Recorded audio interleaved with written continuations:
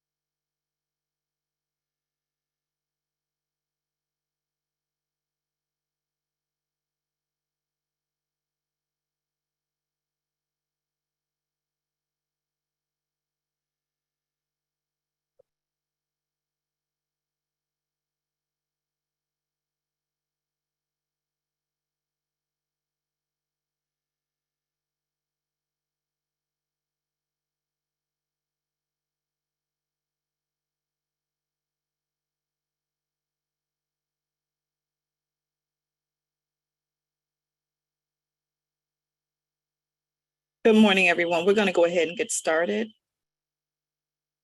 It is 10:06 a.m. So first, thanks everyone for joining us. And thanks, as always, tracking attendance in the chat. So if everyone can put their name and agency that they represent, and that allows us to keep our information on who attended. So thank you, everyone. So let's go ahead and start with the agenda.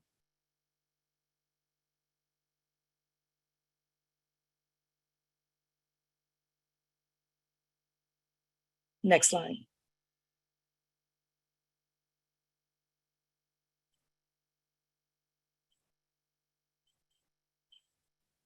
Go forward in the agenda. Go ahead, Song. All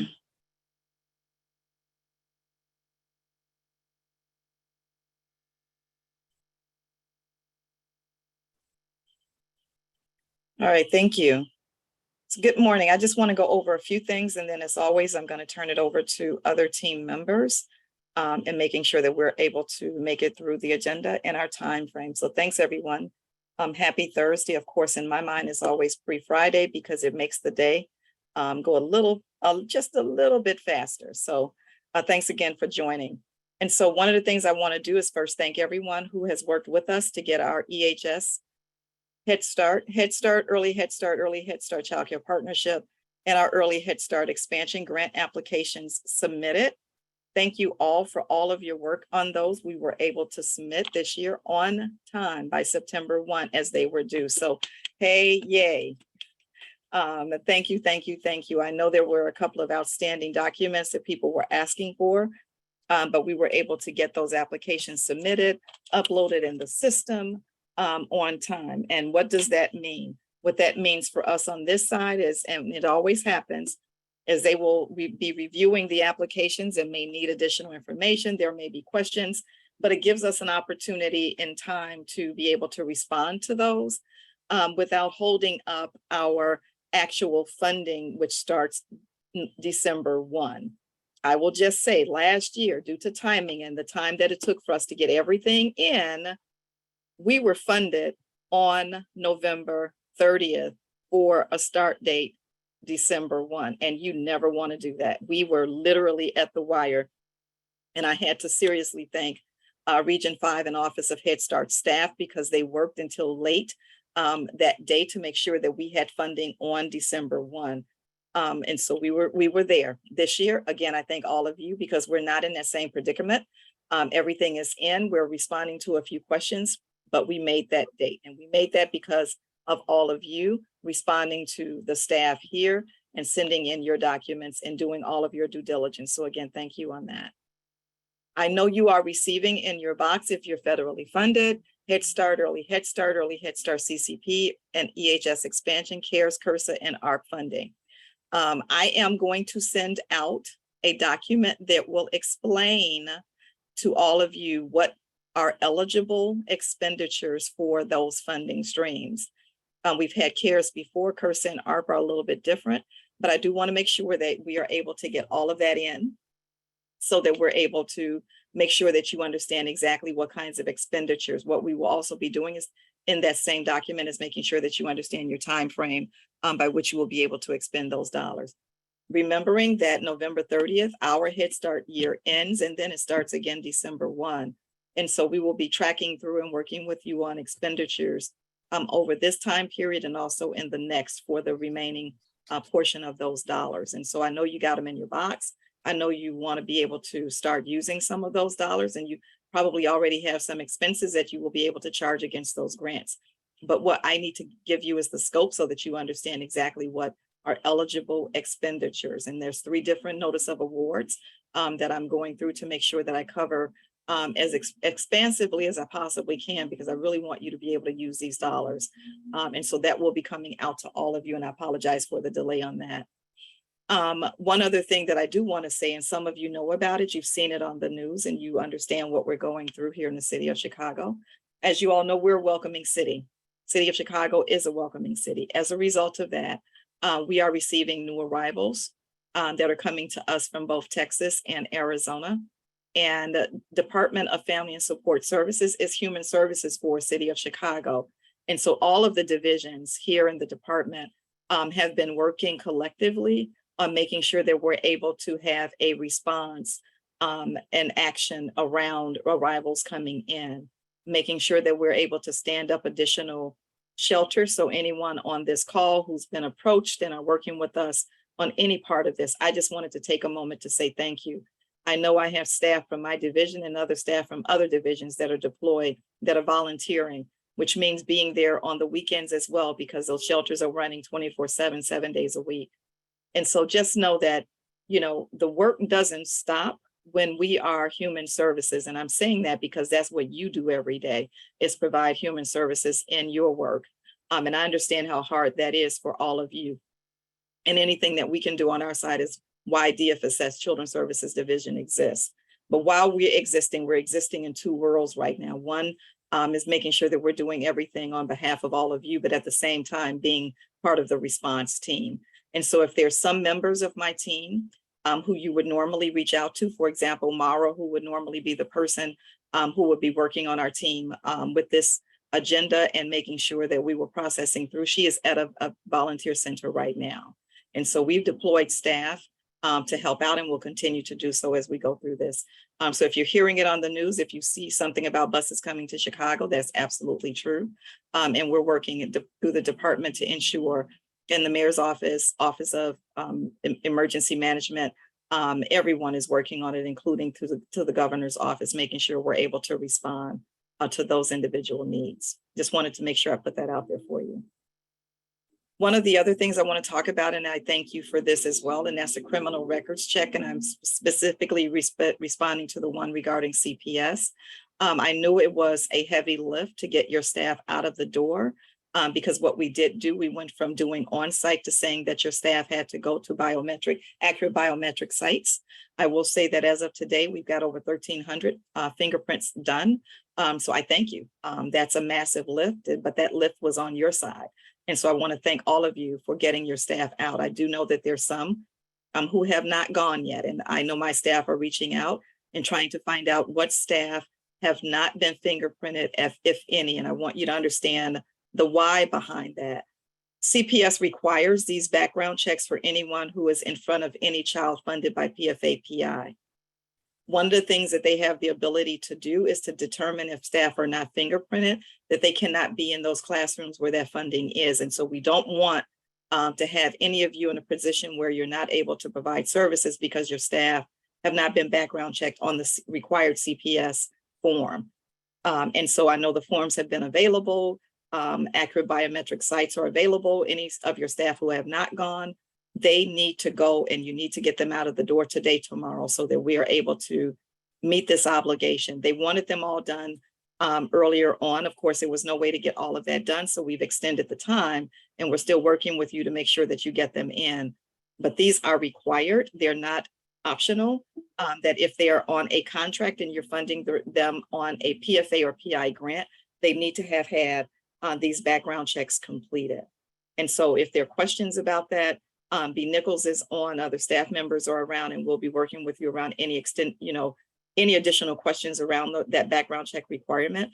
But I wanted to take a moment to make sure everybody understands it's not an optional piece, it is a requirement, because if you're receiving PFA and PI, this is a required element under our IGA, or our intergovernmental agreement that we have between us and CPS for the money that we receive, that we then pass off to you to fund those classrooms. I just wanted to make sure everybody understood the requirement. And I will be looking at the chat to see if there are any questions about that as well as we move forward. The other thing I do want to go over, and I mentioned it before, and I just want to remind everyone regarding the requirement for enrolling children. And I know that's why it's toward the end of this agenda. And I'm going to go back to outcomes in a second, but I want to talk about enrollment.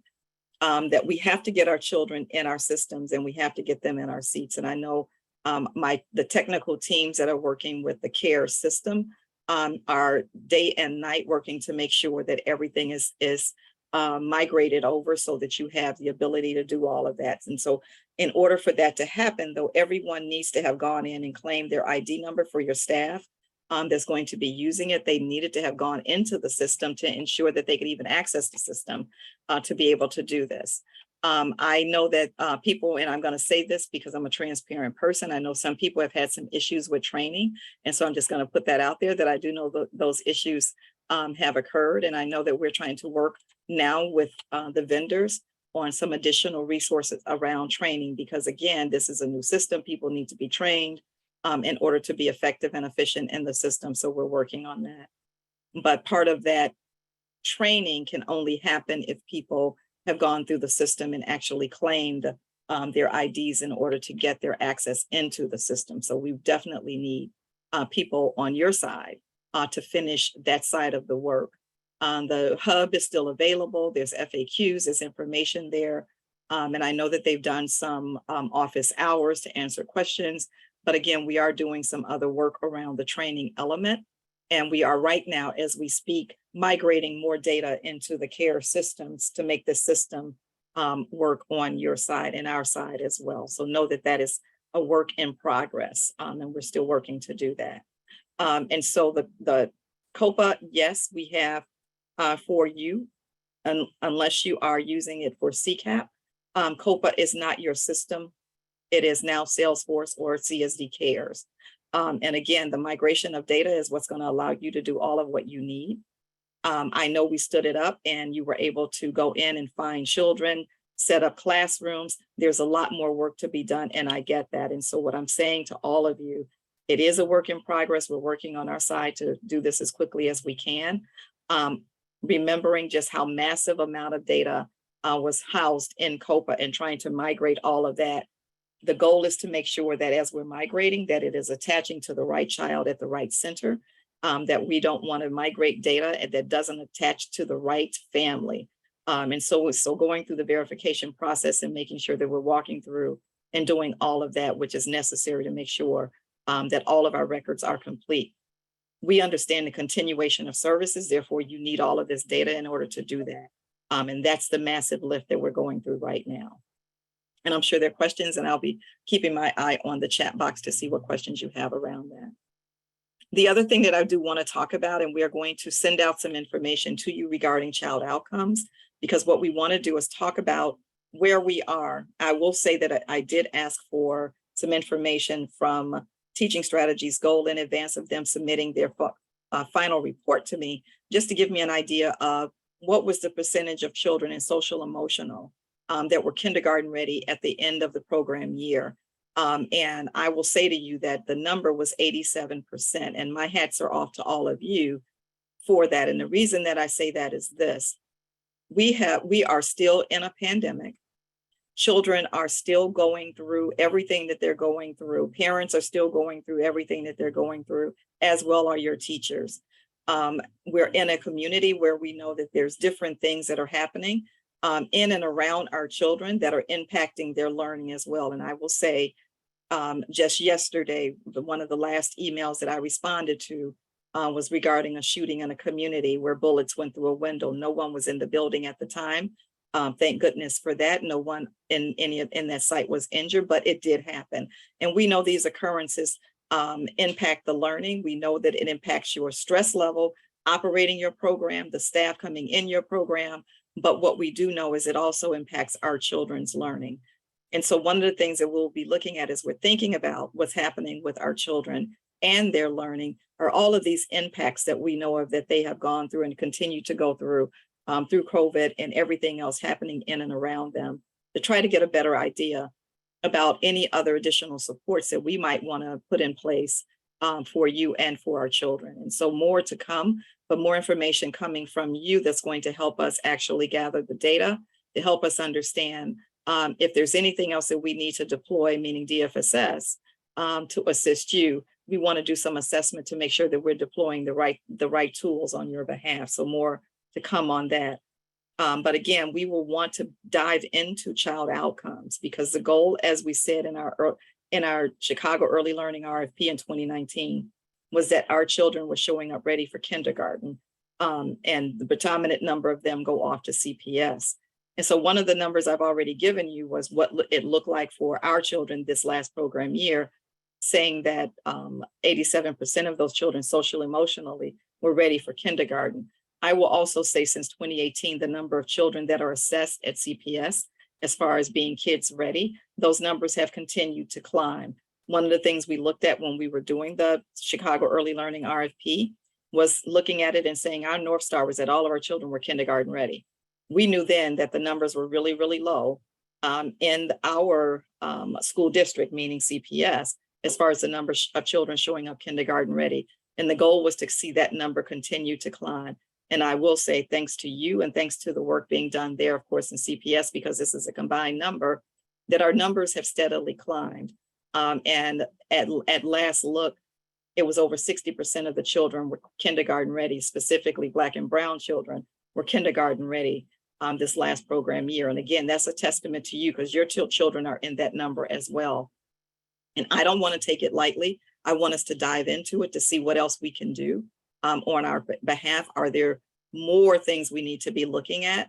I know we focused on math before. If it's not math, then what is it that we need to be focusing on? And how do we best use our training dollars in support of you and the work that you're doing on the ground and getting children kindergarten ready? And so that's the work we're going to be focused on. And we will be doing a deeper dive into all of this, looking at those numbers, looking at your numbers individually at your agency, looking at it at a grant level, looking at the Head Start Early Head Start grant, looking at the CCP separate from the PFA PI. We want to look across the board and really see what's going on with our children that are going through your programs. And so we will be engaging you in that work. And I just wanted to make sure, starting here, September 22, as we're getting our report from kindergarten for our last recorded assessment from TSG is the one that was just completed in August. And we're going to use that data as soon as that report is ready as our launching point to talk about the things that we need to do this program year. And so more to come, but again, we're going to dive into it a little bit deeper. We'll want other staff members other than just yourselves in those meetings, meaning your ed coordinators and others, to be a part of those discussions as well as we move forward in that specific agenda item. I just wanted to put that out there. So as you're looking at your data, as you're looking at where your children ended last program year, I want you to start thinking about what is it, if anything, from what you see in your own data would be needed in order to continue the growth and development of your children. What else do we need to do, and how do we partner? What other resources do we bring to the table, DFSS, in support of this? Are the kinds of discussions that we're going to be having. And so I just wanted to put that out there, give you some thought today, and some of the work that we're going to be working on together regarding child outcomes. I'm going to stop. I'm going to look to see what questions I have. I see one. So if we were not able to find all returning children, we should keep searching for more data or bringing in the data that's migrated. Absolutely. Let me just trying to read the question. Yes, as we're migrating your returning children, and that's the data that is resting in COPA. You should be able to see your children that you were serving before and making sure that you can see all of their records. You were already able to go in and search for your children, but if you were not finding all of your children, that's something that we will want to make sure we're having conversations around. So as we're trying to get it all in, where there are gaps and you know there are gaps, I need you to raise your hand and let us know that. Again, technology is great, but the data is a part of it. You're the other side of it. If you see something that's not coming over to you, I need you to raise your hand, because what we don't want to do is have you operating this program year without all of your children's records at hand. So work with us and let us know if there's some that's missing. And reading yours, Meg, it sounds like you may not be finding all of your children. Tracy, you're asking, is there going to be clinics offered as they were years back when we started using COPA? We are working on right now lifting the idea of doing some train the trainer so that we're able to do some of exactly what you're asking for, because we do need to do some of that.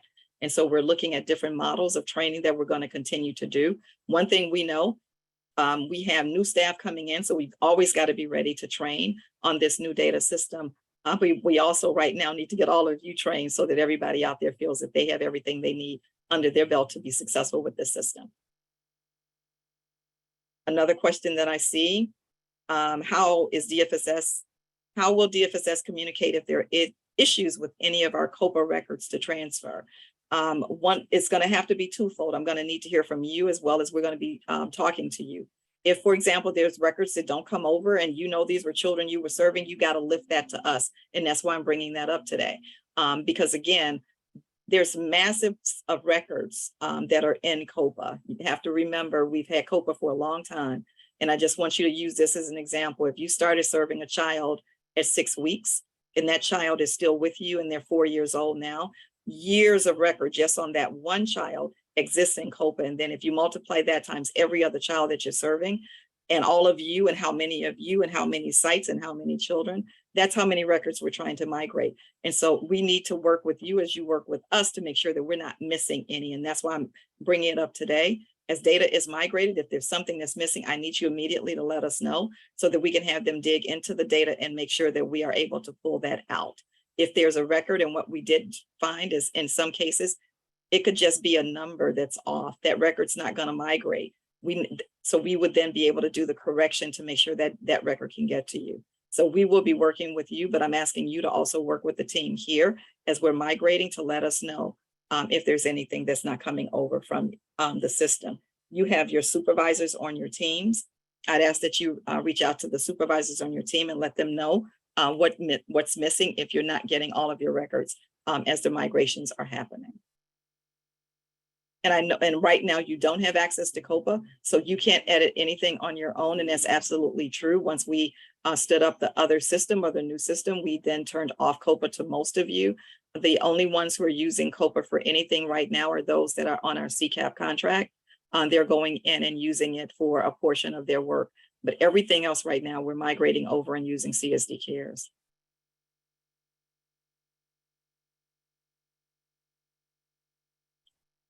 And I know there's concerns about home visiting, how it's structured and different from center-based, and we tried to do some of that in standing it up.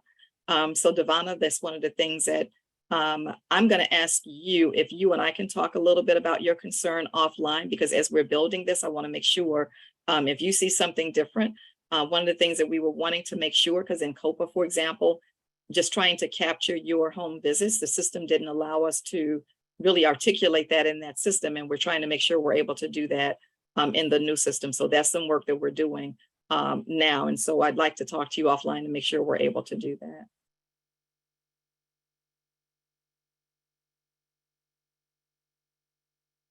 And so when it comes to our teams, the supervisors are still intact. Jacinta and Nicole are the supervisors of the teams. There may be members of the teams that are deployed, but you need to be reaching out. If you have any questions or concerns, I'm asking that you still reach out to Jacinta and to Nicole, because they're the supervisors of the team who then can engage with the staff that they have available to them, if their staff are deployed, for example, to make sure that they can work to respond to any questions that you might have. So I see that multiple people are saying that they're not seeing their returning children. So again, I know that I'm in a meeting after this one regarding just that, because that was a concern that I lifted. There's been multiple meetings with our vendor around it, and I'm going to be with them again this afternoon, talking about this same issue. And so know that this is one that I have lifted. Just gonna say I probably wasn't the very pleasant Sarathel that you're normally seeing at that time, because we're in September, and I had tried to, keep that face, but when it comes to the data, I couldn't keep that sweet face out there. And so some of the staff, I think, understand how incredibly critical this data in your hands is right now. And so again, I'm working with the team here, and I'm also working with our vendors on making sure that this happens. And it happens as quickly as possible. We can't move forward in our program year without it. I can't do the required reports for Head Start. I can't do the required reports for ECBG either. And so I am working on this as a critical issue between my vendor and IT team here at DFSS to make sure we're able to get it in. But again, I need you on your side if you're seeing that you're not getting all of your data. And at this point, I'm asking you to email me, because I am working directly with them. And so I need you to work with me and let me know what you're not seeing so that I can say this directly to the vendors. And so I am, yes, my email box, and Jocelyn's on here, who's my assistant, and I could see her face the moment I said, everybody email me with the number of emails I already get. I just said it. Yes, I need to know, because I need to know what I need to say to the vendors. And so if you're not seeing all of your children, please send me a personal email. Let me know what you see is missing so that we are able to make sure that you get everything that you need. And so I'm saying, yes, you can send in something to CSD support, but don't just do support right now. We are critical. We are at the 14th day of September. This month is going to end in 2 weeks. And I need to know what I need to know about what you need in order to really affect what's necessary in getting this done. So I'm asking you to please send me an email, and then I'm going to be working directly with the IT team here at DFSS and also with the vendor on making sure we get this done. And so COPA HR is still open. That's one of the questions that I see. COPA HR is still available to you. But as far as the other data management part of COPA, we did shut that off, except for those who are using it for CCAP. And so COPA HR is still there. It is still available. I see multiple people saying they're not seeing their children. We're just migrating data. And so you may not see all of yours. They were doing some migration yesterday.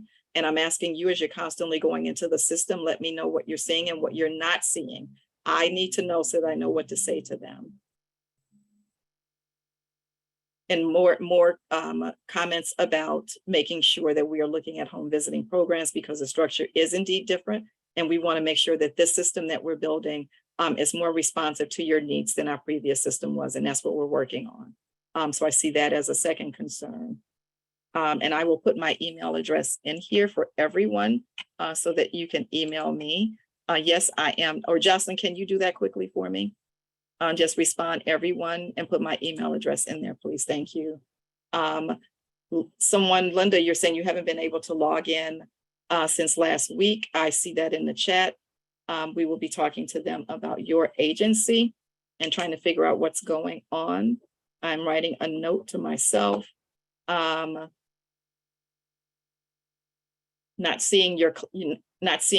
are you saying you're not seeing your classes in CSD Cares? Did you set up your classes? Can you respond to that in the chat box? Because everyone needed to go in and set up their classes in CSD Care. So if you don't see them, my first question is, did you on your side set them up and now can't see them? Because that was how this system is working. You needed to set up your classrooms in that system. Yes, and that is an idea to set up a meeting with all of the home visiting programs. Jocelyn, please make a note of that. And we will talk about that. And then doula as well. I see doula home visiting both in the same. And so we will be setting up meetings for both of those to talk a little bit more about your needs. Thanks for lifting that, and we will definitely follow up on that. Sites saying we are full, and families who are already with us, when they apply to get them on the system, we're full. And it's to look to another provider. And so if you're not full, Cindy, and the system is saying you're full, one of the things that we've been working with a separate vendor is making sure that as seats are filled, that they're through the system, making the edits in the system to make sure that the seats are becoming available. I'm making a note on that as well. And Cindy, send me a note through my email around what specifically you're seeing and what it is doing so that I can have a better idea of what I need to say to that vendor. It is a separate vendor who's been working with the SchoolMint program that I need to talk to about your specific question. So if you can give me more clarity in my email, that will help me. And so if you're not seeing a site, put that in CSD Cares as far as the High Park site, but also send me an email. Claudia is going to help me to get it in my email box because I'm going to work with my assistant to gather all of this together and send this off to the IT folks.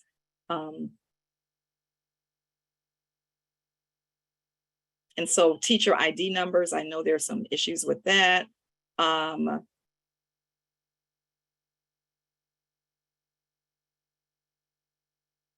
So the question about unborns, let me look into that one.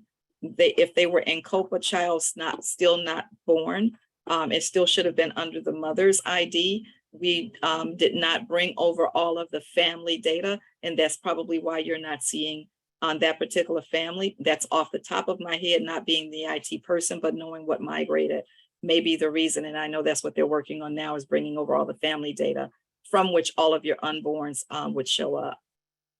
If you're not seeing all of your sites, Talena, send me an email, tell me which ones you're not seeing so that we can make sure that we're doing whatever match we need. And again, what I'm trying to do now is get specific with what I'm saying back to them. I don't want to go in and say some sites are missing. I really need to know what sites are missing, because at this point I need them to go in and make sure those sites are available to you. So that's why I'm asking for specific information to come into my email. And who do you reach out? Put it in CSD support, even if you're having something with SchoolMint. And what we'll do from there is make sure that it is triaged to the right individuals based on what you're saying in your ticket on what it is that you need. So yes, if you're having issues with SchoolMint, go into CSD support and put your ticket in for that, because that's the ticketing system for all of this.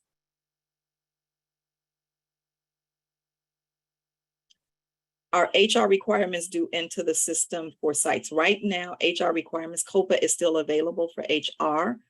Everything is not in the new system for HR on the CSD side, CSD Cares side. And so you still should be using HR to make sure that your information is in the COPA side of HR, because we're finishing to build out the HR requirements in the new system. We're not there yet on the new system, but the other one is still available.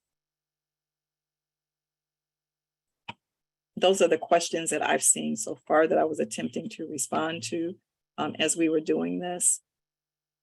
Just know that I am here. Some days are better than others, especially with everything that we're doing, as I'm sure you all understand that. And if I'm not responsive right away to an email, especially these emails, understand what Jocelyn and I are going to try to do is put these together and kind of come up with content area specific needs.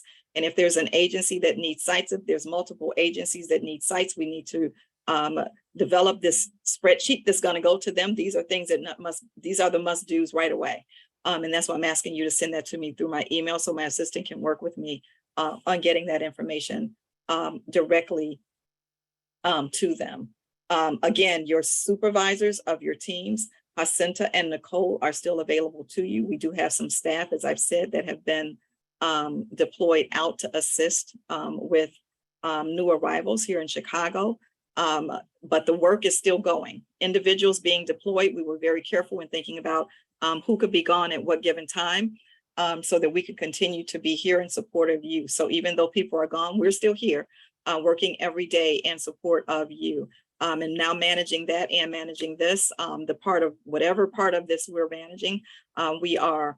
And so I want to thank you again for everything that you're doing. And this has been a massive lift on your side as well as ours, but I don't take it lightly. I can remember from being on the other side, if it were me, what all of this would feel like. And so When I'm at the table, I'm talking about what I know is happening on your side and how difficult this must be and what we must do in order to make this a system that works for you and how we're responsible for being responsive to you. And that's our job here.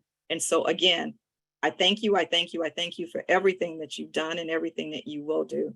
I'm going to go ahead and turn it over to the next person so that we can get through some of the other agenda. And I will keep my eye on the chat box to see whatever comes. Again, just know that I'm here in support of all of you, trying to make sure that we get this up and going. I want this to be successful on your side. I want you to be able to sit in front of a system, you and your staff, and be able to feel and filter and do exactly what you need to do every day on behalf of every child and family that you serve. And so, again, I can see all of the different things that are here.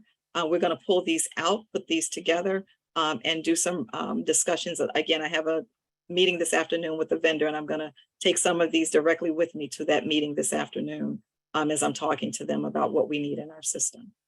So with that, I'm going to stop and say next slide and turn it over to the next person. Thanks, everyone. Good morning, everyone. For program admin updates, the Citywide Parent Policy Council elections will be held during the monthly CPPC meeting on November 15th. Delegate agency, parent and policy committees should be formed by October the 3rd. The letter of certification and delegate agency parent policy committee tracking forms, they need to be emailed to the sales planning email address. And you should also be sending it to the DFSS monitoring team supervisor. That would be Jacinta or Nicole. One important thing to consider is that in order to run for office, applicants must be the parent or guardian of a child that's currently enrolled in a Head Start, Early Head Start, or Early Head Start CCP program funded by DFSS. We have sent some communication regarding this in the CSD update, so please be on the lookout for that. The forms are also included in the update, so just make sure that you download them and send them over when you have them available. For the self-assessment for Q4 meeting, it will be on September 28th at 10 a.m. Invites will be sent out next week. And the CPPC full council meeting will be on September 20th at 11 o'clock in the morning. Although we love the participation from delegate staff, the meeting is for elected parents and alternates. This is a leadership and policy-making opportunity for parents, and we want to empower them and let them know that their voices matter. And that will be all for program admin updates. I'm going to pass it over to Craig Semke for the enrollment update for the month of August.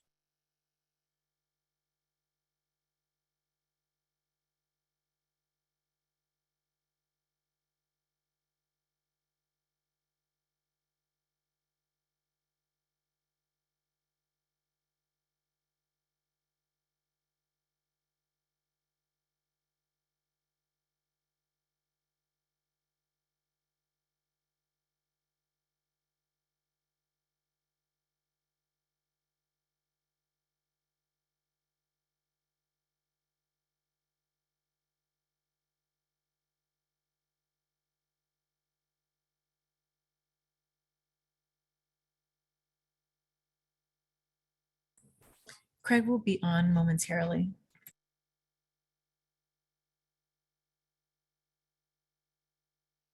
Thank you.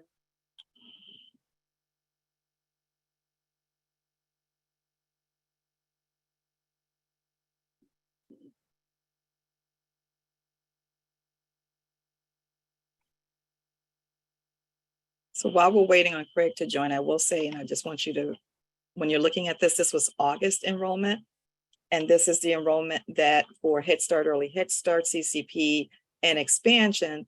These are the numbers that went into the Head Start Enterprise System as our enrollment for the month of August. And so as a reminder, the month of September becomes the trigger month for our first month of enrollment for this program year for our Head Start funded programs. As a reminder, Head Start has moved back to enrollment mandates. During COVID, They relaxed that mandate and they were not holding our foot to the fire, and they were not putting agents in jeopardy regarding enrollment, but we're back there now. And so fall of this year, this program year, right now that we're in, they're going to be looking at our enrollment. The first month they're going to look at our enrollment will be September of 2022. If we are under enrolled for 3 consecutive months, they will put us on an enrollment mandate. That enrollment mandate means monthly meetings, monthly discussions around enrollment, trying to figure out what it is that we are planning to do.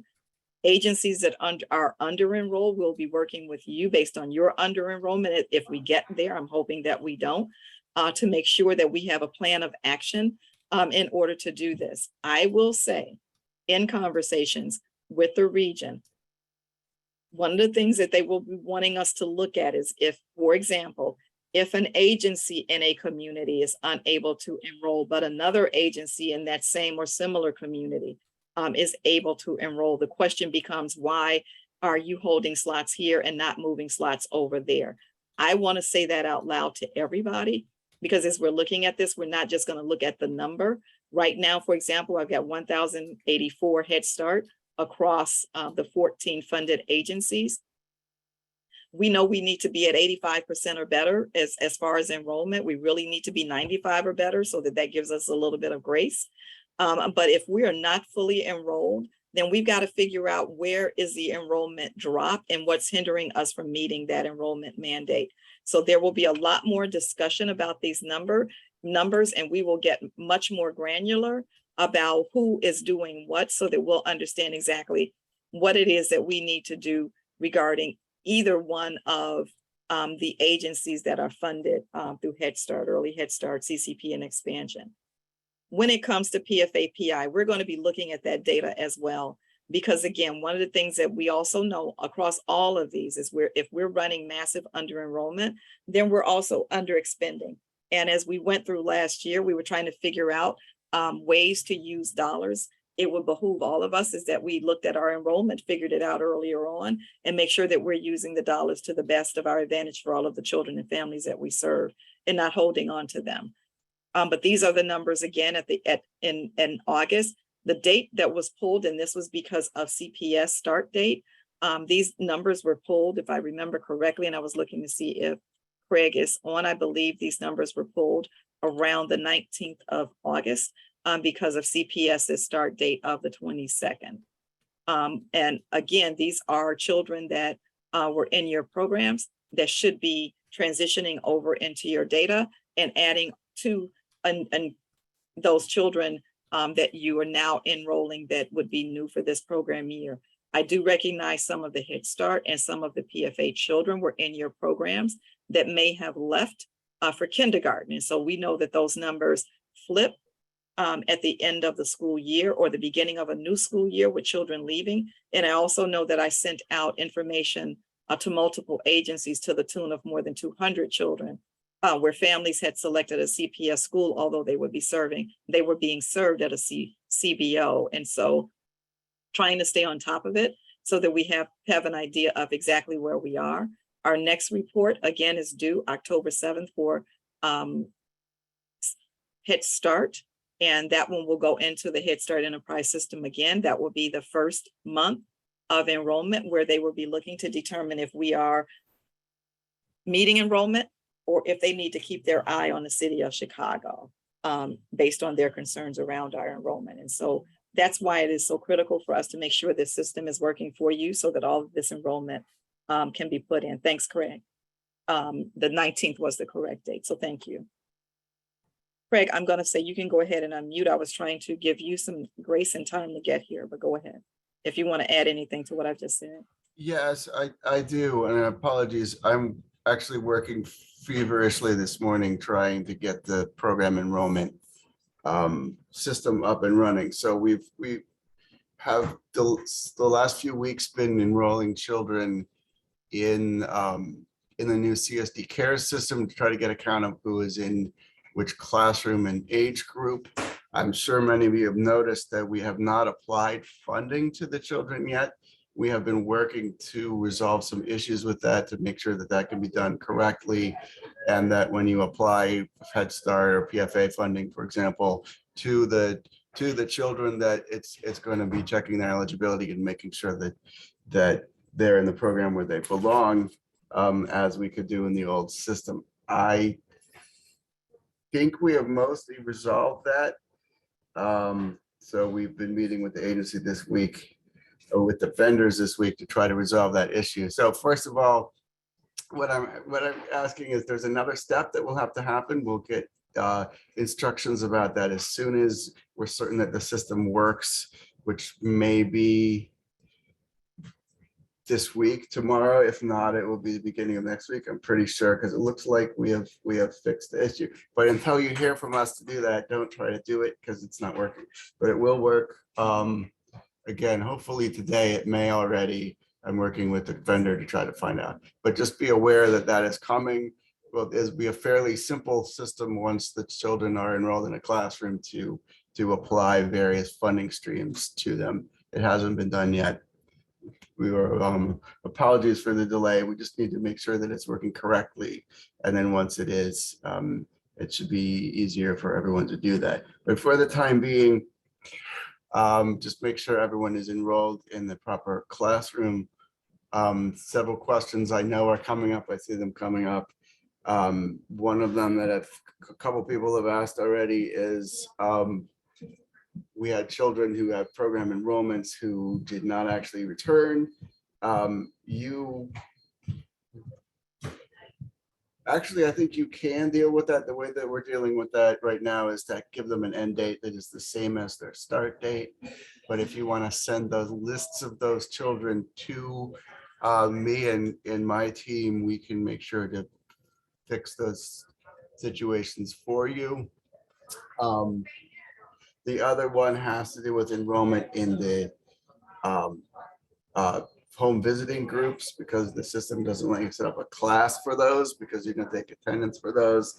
That will be very simple, but we will need to make sure that they can have funding applied, because once that's done, all you need to do is make sure that your home visitors are in the system. You can do that now, and then once we can apply funding, then we'll just add them to their caseload. And this will take about 10 seconds a kid. It'll be great. But we're still working on those issues. So again, we'll get instructions out to you next week. But we're very close. And apologies for the delay. The system rolled out, the school year started a little earlier than we were prepared for. So it's 90% there. We are building an airplane while we fly it. But I continue to feel like once everything is said and done, that the new system will be easier to use and more accurate than the old one, and you will like it.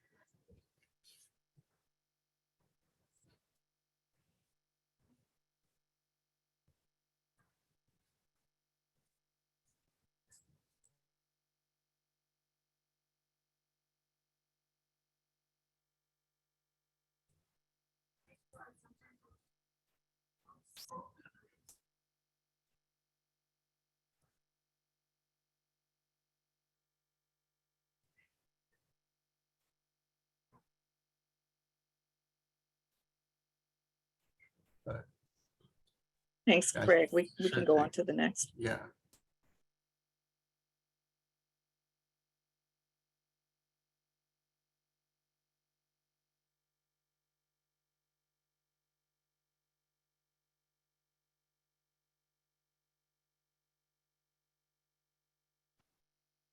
Good morning, everyone.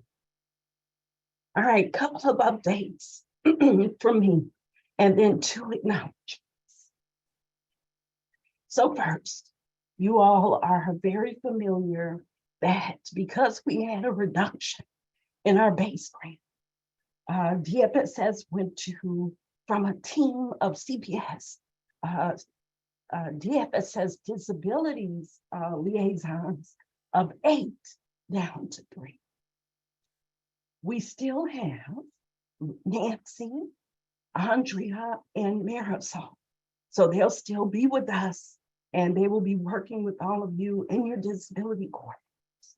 But what that means is going to be very important for us to be strategic and coordinate with her education disability SSCs to generate what's needed for your agencies. We call both our CPS and our Erickson teams specialized services providers. So your primary contact in order for us to assess what's needed are going to be those education disability SSCs. They're going to be your points of contact. Even though we'll be operating much more efficiently, our goal is, and always has been, to make sure that no children fall through the cracks. If there are one-off observations or consultations on developmental tools, troubleshooting to be able to obtain services for children, that's going to be our biggest priority. We're going to continue to do that. We'll also continue with assisting disability service coordinators that are new to the position or the role, and continue to do our citywide training. In September, we have training that will focus on developmental screening tools. For September, our training will be offered virtually. And in October, we hope that we'll be able to return to more in-person training. In October, we're going to be offering some really good training, referral process, communicating with parents, individualization, and DAP, developmentally appropriate practices, and much more. So look out for those. Later on in the year, I plan to survey our disability service coordinators. I want to involve them to assess our services and to ensure that we help to identify any improvements that may be needed in this area.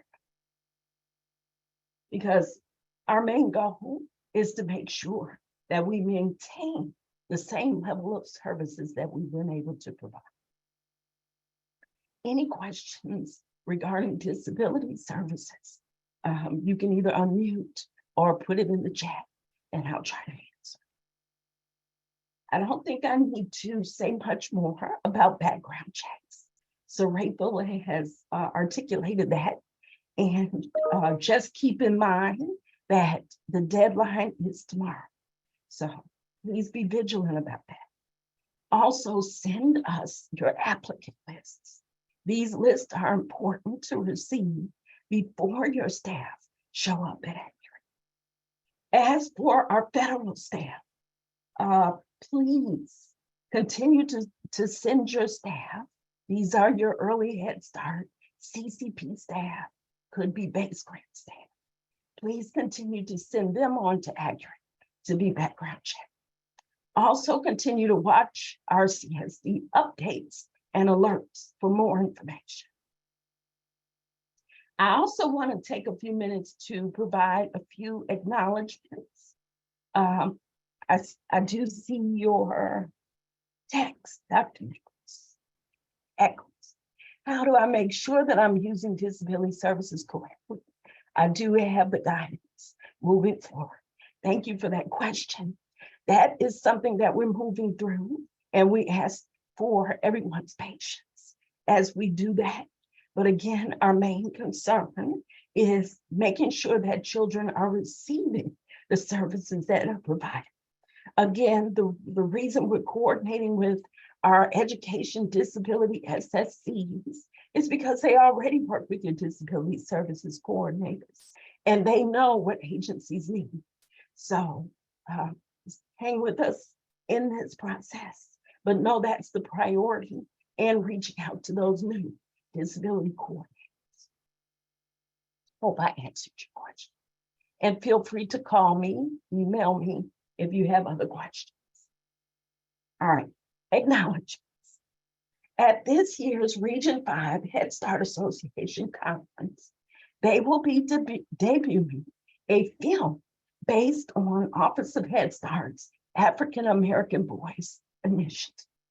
We're excited about this because they came here last week and got local footage that will be featured in this film.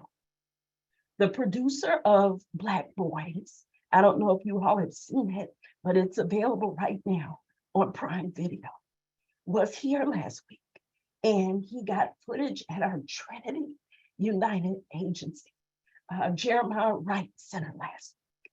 And so thank you to Alpha and his team and all the families that had to sign consents for their beautiful children to be in this film.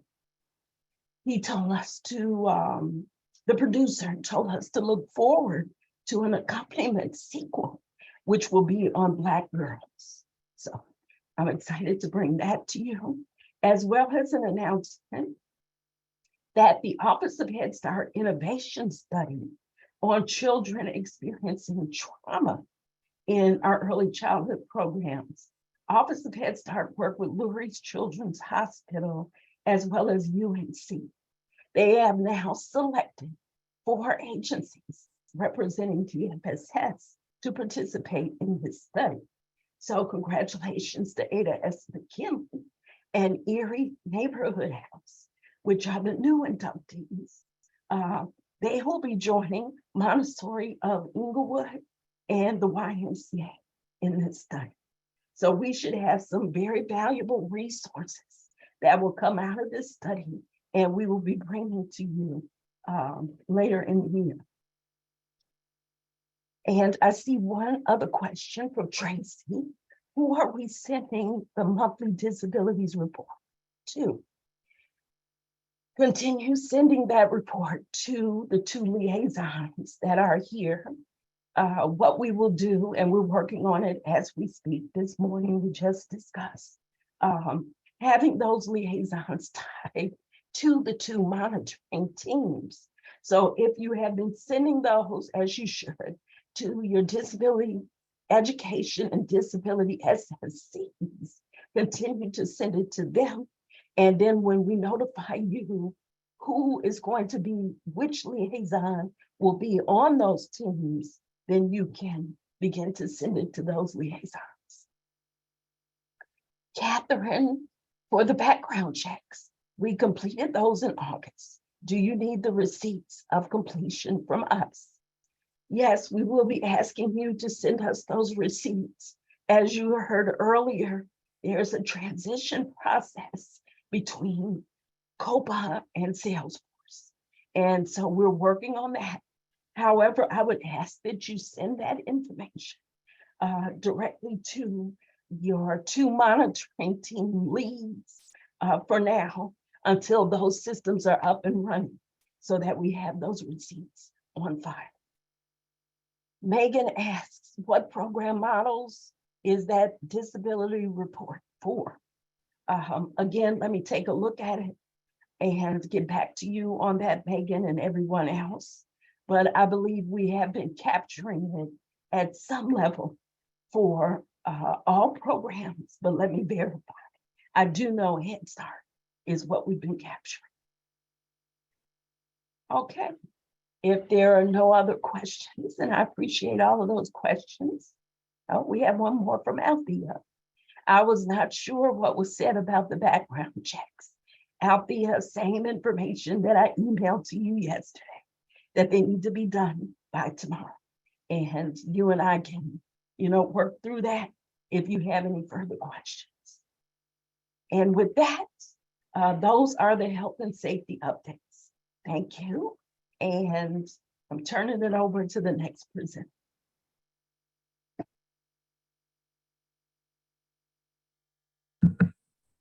Good morning, everyone. This is Elaine. I just want to share a few resources with you as it relates to some of the program requirements that we sent out via the CSD update for the months of July and August, as well as discussed in the previous EDPD meetings.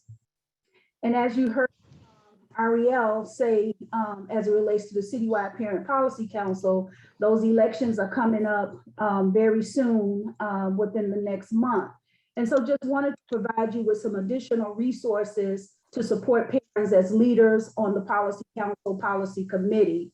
And so as you are grooming and prepping and training your policy committee members to be elected to serve on Policy Council, just wanted to make sure that you attach to this resource that's listed here to give your parents some additional information on why do Head Start programs have policy committees and policy councils? What should they know before they join the policy committee? And why parents are serving on policy committee, what do they do? And then also have a moment of reflection with them. So that is a valuable resource that the Office of Head Start has on the Early Childhood Learning Center. As well as the Head Start program governance frequently asked questions. So just to support the staff who work closely with the Policy Council, as well as your board of directors. There are a lot of questions in here, address some issues or concerns or points of clarity that you may need as it relates to who should serve on your board, what is your program year, what are the term limits, what are the areas of expertise, what types of trainings both boards and policy committee members should have. So this also supports what we have in the Learning Sales Manual 2.0 as it relates to what our expectations are as well. I don't want us to lose sight of providing child safety and supervision to our staff and to support our children to keep them safe. So I have provided a how to manage system support and child safety and supervision. And what this document does is gives you a management system point of view to ensure the safety and active supervision of our children in your respective programs. I know that we have had a couple of incident reports that came in where active supervision could have been enhanced or played out a little better in the programs. And so we just want to keep our eyes on ensuring that our children are safe, in which this also ties back into when we deal with our standards of conduct with our staff, you know, how do we treat children to ensure the safety of children? And so just want to make sure that you have this resource as well. And last but not least, what Head Start has provided us with is a Head Start bilingual glossary. It has over 1,075 entry terms in it, where if you need to translate information for your parents in the program, it gives you a good list of how to translate reports, relationships with other children, research allocation, self-assessment, self-awareness, so that when you're translating, you know, it'll be very helpful for them to understand what is being shared with them. The Head Start Bilingual Glossary also has a style guide for translating information into Spanish. And so these are some supports and resources that HHS is offering, and then we're giving it to you as well so that you can communicate or improve your communication with your parents at your various programs. I also want to remind each of you that our staff will be monitoring enrollment on a weekly basis. So they will be calling you, asking you, if they have not done so already, asking you what is your current enrollment for your various sites, and if you are having any issues and concerns, and they will document that as well. So those are some of the things that our monitoring team is working on for this program year with your agencies. And then again, these are some resources that would typically go out in the CSD update, but I wanted to just bring them a little bit closer to home with the leadership level so that you can be aware of what we're also putting and giving your program staff as it relates to these resources to help you with your program projects and activities as it relates to these various content areas. Are there any questions, comments, need for clarity? If not, I will pass it to the next presenter.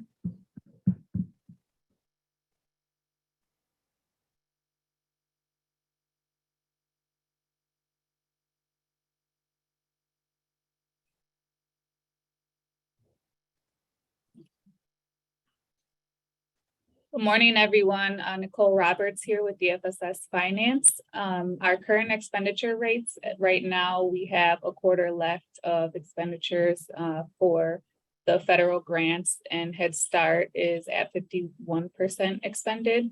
Early Head Start is 43%. Child Care Partnership is 43%, and expansion is at 37%. For our state funded grants that just began on July 1st. And I know we are currently working through getting all of those contracts executed. We are at 1% for the Early Childhood Block Grant and 4% for CCAP. For federal funds FY22 at this time, invoices should be submitted through August 31st. So I'd encourage you to review your iSuppliers and take a look at any invoices that may have been missed, any resubmissions that may be needed. Please reach out if you have any questions or concerns about those, and continue to submit invoices at least on a monthly basis. Review your budgets to actual expenditures, start determining what modifications will be needed and adjustments to your budgets. You will be receiving COLA in the near future, so I encourage you to determine any changes that will be needed and submit those all together in a budget revision. The COLA grant application is still being reviewed by the funder. We hope to have information soon. You did receive, as Saretha mentioned, your supplemental fund awards, and those budgets are due back on September 22nd. The finance team did send out some program instructions that came along with those from the Office of Head Start. Please reach out if you have any questions or concerns in regards to those. And then I did include a link here for additional information memorandums and program instructions that are useful in helping you to determine additional expenditures or items you can implement within your programs. For FY23, the grant application is currently under the funder review. And then for FY23 state funded grants, as I mentioned, those contracts are currently in process. If you have any correspondence from the program reviewers or from the finance team, please respond to those as soon as possible. Our goal is to get through all of those contracts and hopefully have them executed over the next few weeks.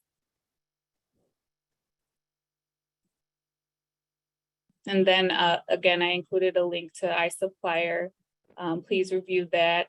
And there is the training that is occurring each month. The next date is September 16th, which is tomorrow. I encourage you to attend for any refreshers that may be needed, or if you have any new staff that needs additional training, those are very helpful. And then there's all of our accountants listed here if you need any assistance. And that's it for fiscal. Thank you.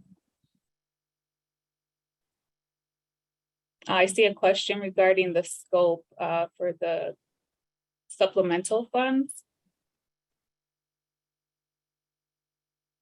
Thanks, Nicole. I am going to send that out to everyone. I'm hoping to have it tomorrow, but I'm one not to overpromise, so give me until Monday, please.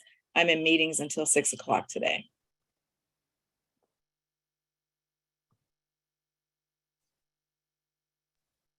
Thank you, everyone.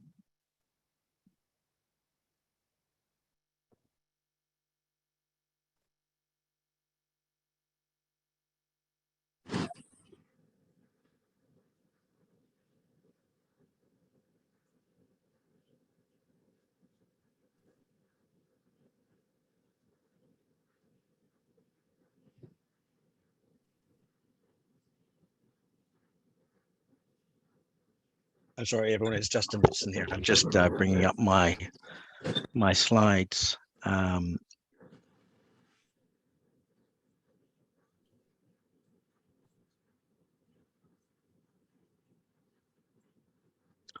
So I hope you're seeing the slide just regarding training. Couple of things I just wanted to bring up is that, as Sarathel mentioned, everyone needs to have claimed their Rapid ID account in order to be able to log into CSD Cares, both the production environment and the training environment. Oh,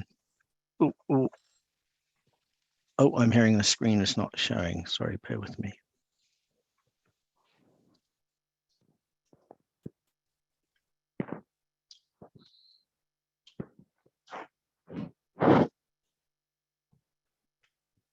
Is it coming through now? It says it should be. No, we're viewing DFS's screen.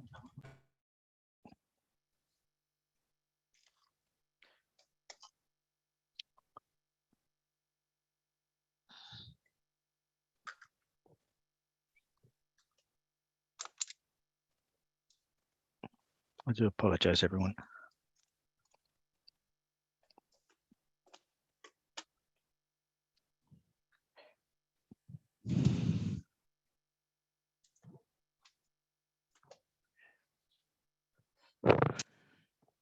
Is it coming through now? We're seeing it not in presenter view. Okay, that's okay.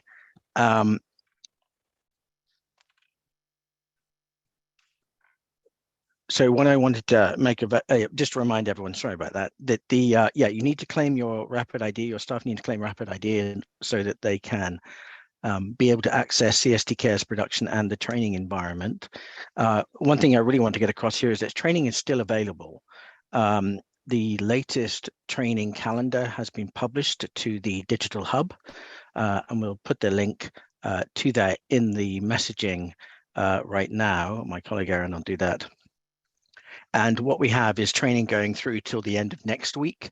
We're going on a week-by-week calendar at the moment in order to align with some of the areas of opportunity that Sarathel was referring to.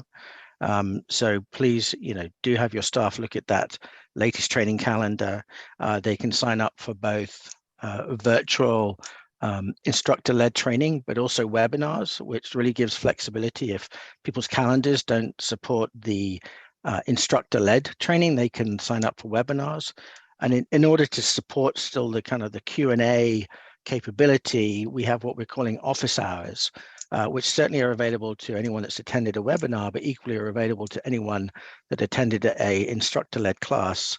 So there is opportunity to raise questions, seek clarity on how to achieve things.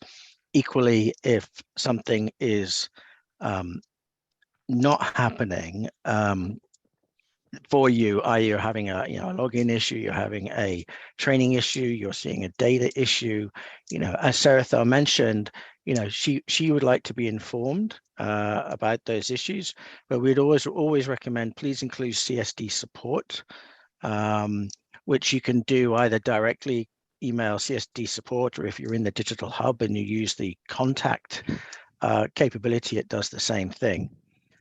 So always please include CSD support as well, so we can gain that visibility at the same time that you're communicating with Sarathel or her team.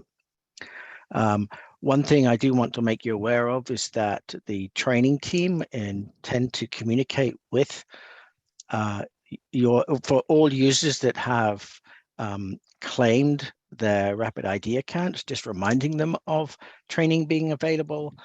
So you may well want to inform your staff, but equally the training team are going to communicate with anyone that has claimed their account, just to remind them of training. And in addition, we've been working with Matisse in Sarathel's team to make sure we're providing updates in the CSD update newsletter. So the takeaways are here really, please make sure your teams have claimed their accounts in order to be able to access the solution. There is a new training calendar. And third, if people are having issues, whatever the issue is or a question, please follow Sarah Thale's recent guidance, but also include CSD support. And with that, I can hand it off to anyone else.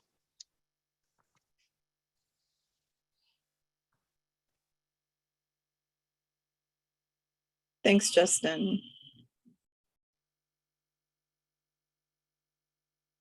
If you can bring yours down and we can go back to the agenda, Justin. Thank you.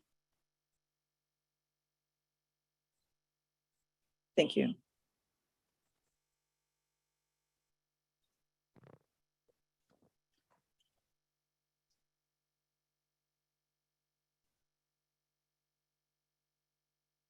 Song, if you can bring back up the agenda to see if there's anything left. I think we've gone over most of the agenda items, but I want to make sure.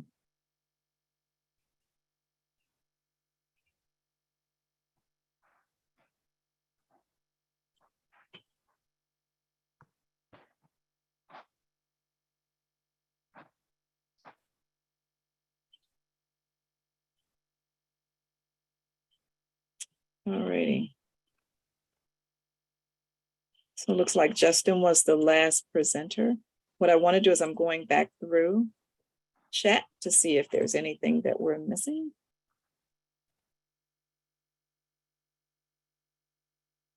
For PFA-PI, there's no new scope. We have a continuation IGA agreement with CPS. And so I see that's a question in the chat. So there's no new scope for your PFA-PI. So it was not needed for this contract period. As I said before, we will schedule a meeting for home visiting. Elaine has put a response in to the chat box. The DFSS team lead will contact you regarding your enrollment numbers for home visiting questions as well. So making sure that we're responding on that front. I know that Aaron put in links to the digital hub and for resources into the chat box, and you are welcome to click on those before we close this out so that they're readily available to you. Last question that has just come in, will there be funding established again for para and data aid? And let me say, Linda, when we made the adjustment, and I say it that way, to our Head Start Early Head Start grant, when we moved 90 million of those dollars over to 5 other grantees, we were not able with the dollars that we had to continue to sustain those positions. I do know that some agencies within their budgets have sustained some of their para and or data staff, but we DFSS are not able to sustain those positions at this time. Of course, I'm always hopeful that if there's more money, then of course, those things that we found of value before, we would definitely want to go back to those and those positions being one. But currently, that is not dollars that we have available to us. And so we won't be able to do that.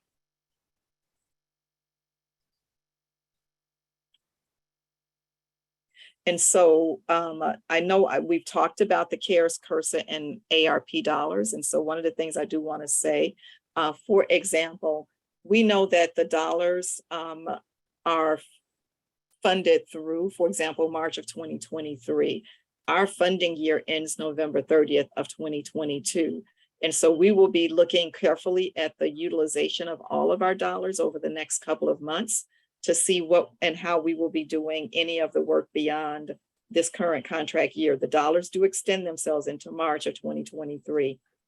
And so based on utilization, we will be looking to see what will we be doing for those last few months of that particular grant period. And so what we're going to be asking everyone to do is be thinking about how to utilize your dollars, and we will be monitoring and seeing exactly what's going out of the door so that we can see what, if anything, we might be able to do, because one of the things we don't want to do is we don't want to send money back.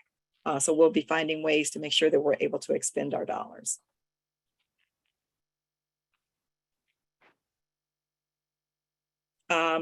Question regarding PFA-PI staff having access to class training outlined in Teach Stone. Right now, that has been a discussion item, Matilda. We're looking at what we're able to actually have on our ECBG grant.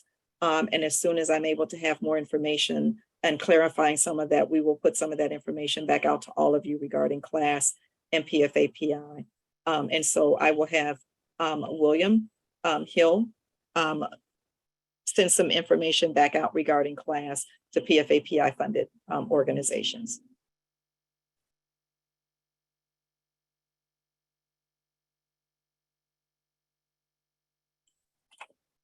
So I'm looking again at chat. I'm not seeing anyone unmute, but I'm just scrolling back through.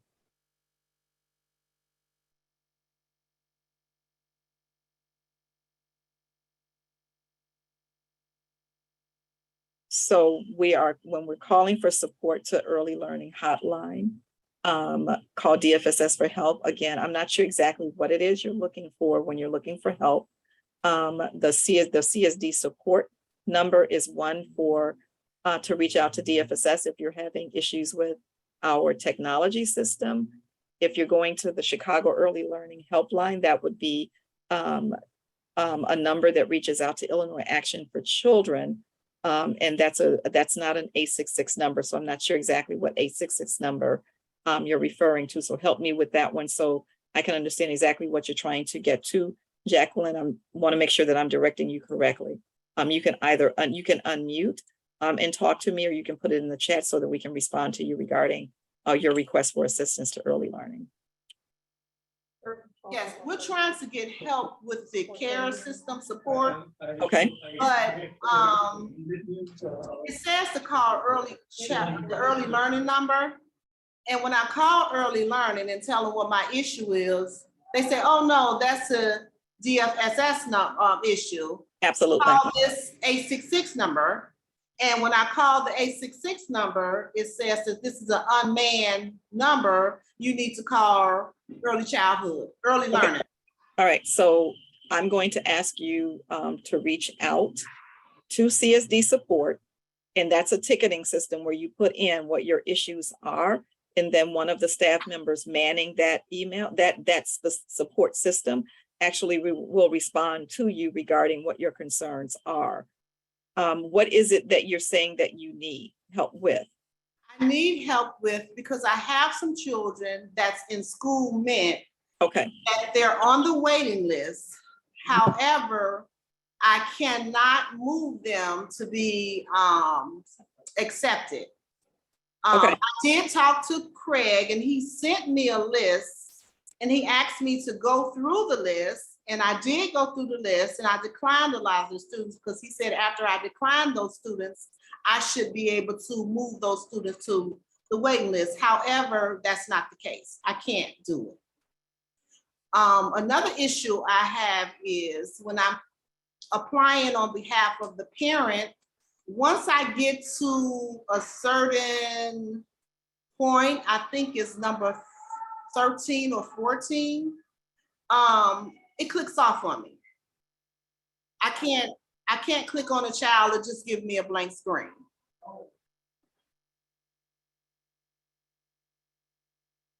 Okay. I've just taken note on both. I need you to put both of those in CSD support for me. Okay. I have staff that's on the call who've also heard you. Okay. And so we will find out exactly what's going on. And, you know, there's so many of you and I just want, Jacqueline, where are you from? I don't want to make an assumption here. Well, this is No, Vicky. no, we're This is Vicky. sharing. I'm from the Montessori School of English. Got it. That's what I thought. I had written it. Didn't want to make a mistake here. Okay. Yes. All Thank right. you so much. All right. Didn't want to send a response to the wrong agency. Want to get it to the Okay. right people.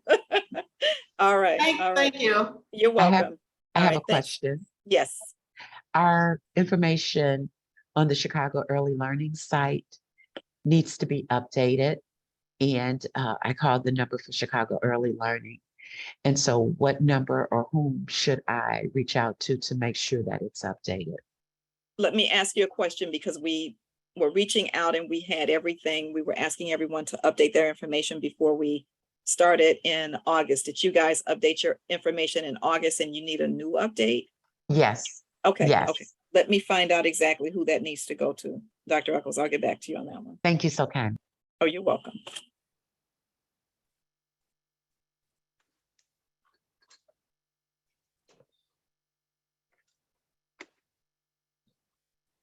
Asking for in-person trainings. We've talked about the possibility of doing some in-person trainings.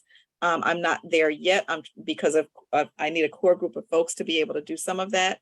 And so I know training is on the agenda. We recognize there's a lot more training that's needed. And everybody's learning style is different. I've talked about my staff with the vendor. I've talked about your needs with the vendor. So we're working on that. And as soon as we know more, we will definitely be coming back out to you with more information about training. Other people are having problems with the Chicago Early Learning website. Parents can't find the school, your school. Is it that they can't find your school listed as an option in Chicago Early Learning? Liz? Please unmute. They are not able to find our school, and we've tried ourselves. And our sister school comes up, but we don't. Okay, so give me the information. Which school comes up and which one does not? It's the school that doesn't. It's Little Learners. Do you need So that? Okay, so I need to ask you the same question I was asking earlier because we built the system based on the information that was being given to us back in March and before we launched the system in April. Did we get the information about Little Learners at that particular time? I believe so. Okay, let me check. All righty. Thank you. Thank you.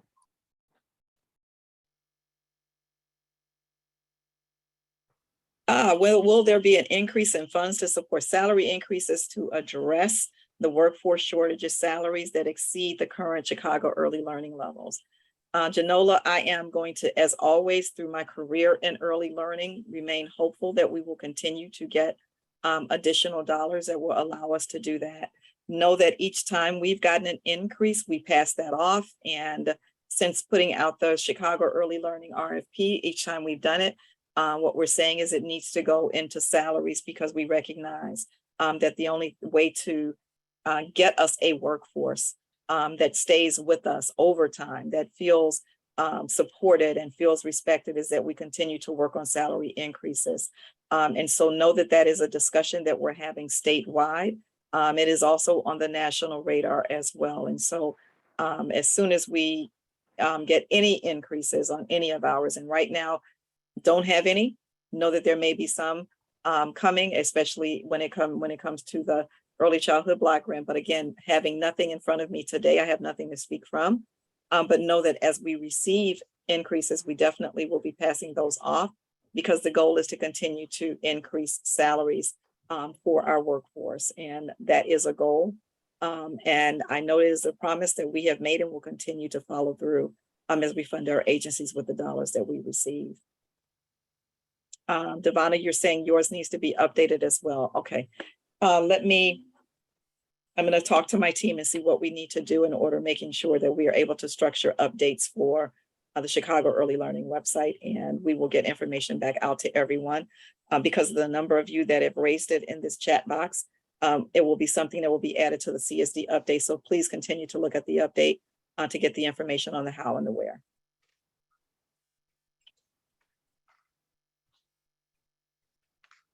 Is it possible to have a career fair as a team to support the numerous openings? We did a career fair before job fair. I am never opposed to it. I will raise it with my team. Dr. Eccleston, we will get back with you on that. We need to be as creative as we possibly can and innovative as we possibly can in two fronts. Number one, in getting staff, but number two, in enrolling children. We need to be doing everything that we can, pulling our heads together in every way that we can and framing everything that we can do to get the word out that you have positions available and also that you have seats in classrooms for children to be served. We've got to continue the work. It's not easy, especially in this time, but we've definitely got to continue the work to make sure that we're getting the word out there. We've got to also find ways to get people continuously interested in this field. And part of that is you're telling your stories about the great work at your organizations. People not aware aren't going to apply. And that's some of the work that we also have to do. So the fair is great, but we've also got to do some messaging out in community about all of what you do every day on behalf of children and families. Cindy, I'm saying we're going to make sure that we are able to figure out a way to get these things updated in the Chicago Early Learning System. And so I'm asking everyone to keep an eye out on the CSD update because the how-to will be listed there, helping you understand how you're able to do that. Yes, and Linda, I agree with you. Self-care. One of the things that we started doing before we brought children and families back as we started doing some work around trauma-informed care. And as you heard B mentioned earlier about an innovative project that we agreed to participate in, and the outcome of that project will be information that we'll be able to utilize and share across the board because we've got to do more work. The reality is, and as I started off when I talked about, having an agency where overnight gunshots went through the window, that's not a place where people are going to feel safe. But that's not something that's happening only once in our community.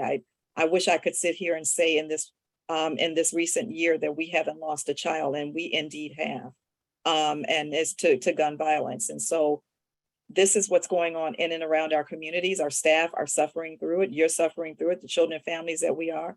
And so we need to constantly find ways and connect the dots around self-care, making sure that within our houses, meaning those of you, that within your health insurance, that you have ways and within your health insurance, if possible, for an employee assistance program that people can reach out to confidentially and get help when they need it.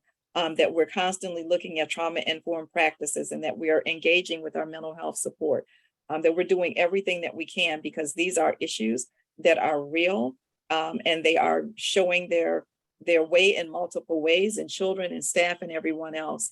And so we've got to continue to do the work. We're here at DFSS. It is one that is constantly on our radar of us working to see what else we can do, what other services we can provide, what other resources we can connect with, and getting resources out to you. We will continue to do that.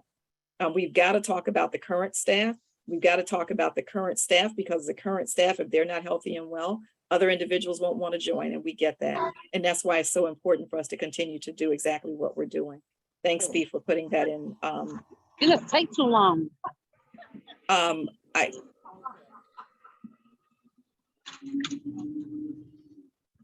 One comment that I'm seeing is about teen moms. And one of the things I just want everybody to recognize is we work with teen moms, pregnant moms. We work with moms who we're just trying to get all of the families in care. Remembering that the various funding sources you have, yes, have various criteria. But what we're looking at is making sure that we're currently making sure that we're doing everything we can. If everybody can mute, please. If we can do everything we can to make sure that we're utilizing every stream of information we can. When we're looking at CCAP, for example, Candace, if you can mute, please.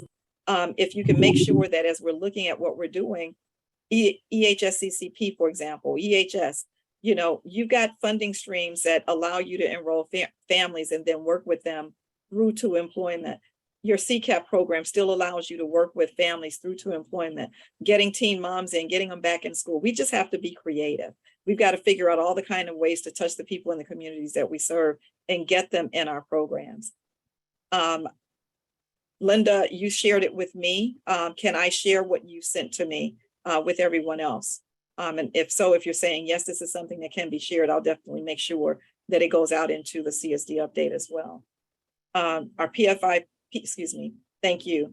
Our PI home visiting program is supposed to be on SchoolNet. We were asking that all of the program models be in SchoolNet because again, we wanted parents to go in and find you. We were trying to get PI home visiting, doula, center-based, everyone into that system. And so again, when we send out information about how to update, if you're not in, we want to make sure that you're in there because parents won't know when they're sitting at home. And many parents did utilize the system this year, and they did sit at home on their phone in other ways to look to determine how they were going to enroll or if they were going to enroll their children. And they actually use this particular system. So we definitely want you in there if you're not. So keep your eye on the CSD update on how to do that.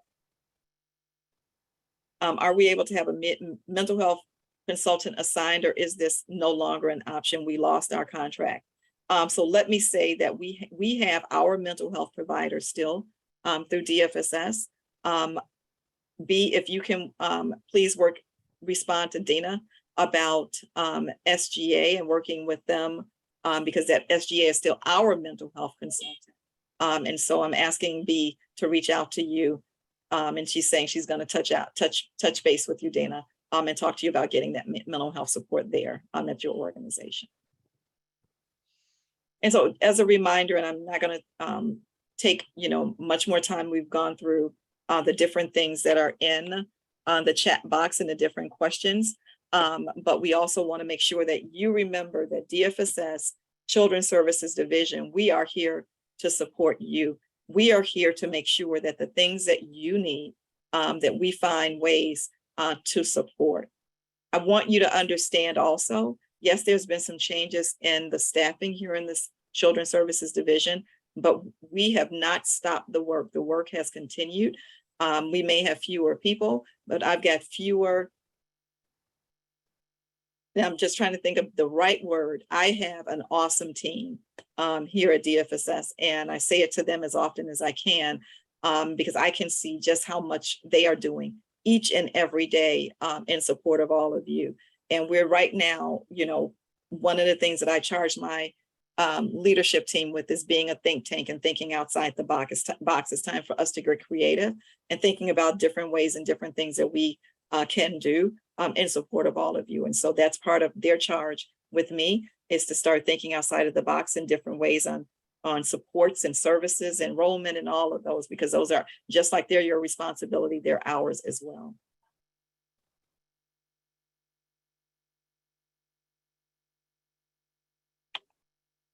So I'm still looking at the chat box, trying to make sure that I am responding to all of you before we move. I don't want to cut anyone off that is still chatting with me.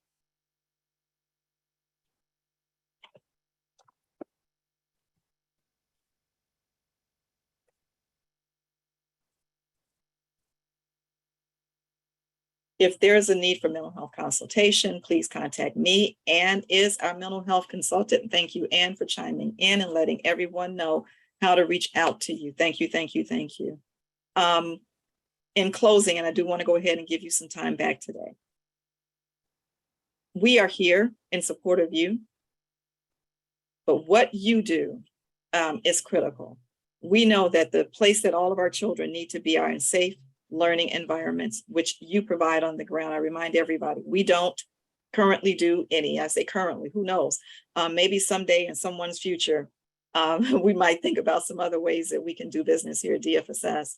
But I want you to think about this. If it weren't for you, there wouldn't be an us. So there's no moment that we don't forget that here at DFSS. Without you providing services, we would have no reason to be here the hours of the day that we're here. We're here because of you, but we are here with you. We're your partner in this. We are the ones who want to make sure that each and every one of you are successful in your work every day, because we know the outcome of that are better lives for our children, better lives for the staff that you work with, better outcomes for families. And it is what is sorely needed this time in America and this time in Chicago. If we're thinking about our future rests in the hands of those that you serve. And I want you to think about that every day. I had the ability for the last couple of days, me and my team, to be with the TNTA provider from Region 5. And one of the things that she talked about is the fact that many people are called, but only few are chosen. All of you are doing this work because you've been chosen to do it. You have chosen to be here because this is your passion, and that you're compassionate, and all of those words that we can use. And we are truly blessed, DFSS, to have you partnering with us every day in this work. And so as I always close when we're done, is to say this: please do everything in your power to keep yourself, your family, your staff, your children, and those that you serve safe as we move forward. And as we move forward in this work, as we move forward this week and into the weeks to come, and all of the great work that we're going to do. Let's all be ready at the end of next program year to be together, by then together in the same room. I think that would be great. I'd love to see your faces and not just on something like this. But what I also want to do is be there to celebrate a successful year of early learning in Chicago, looking at our data and talking about how great our children have done under your care.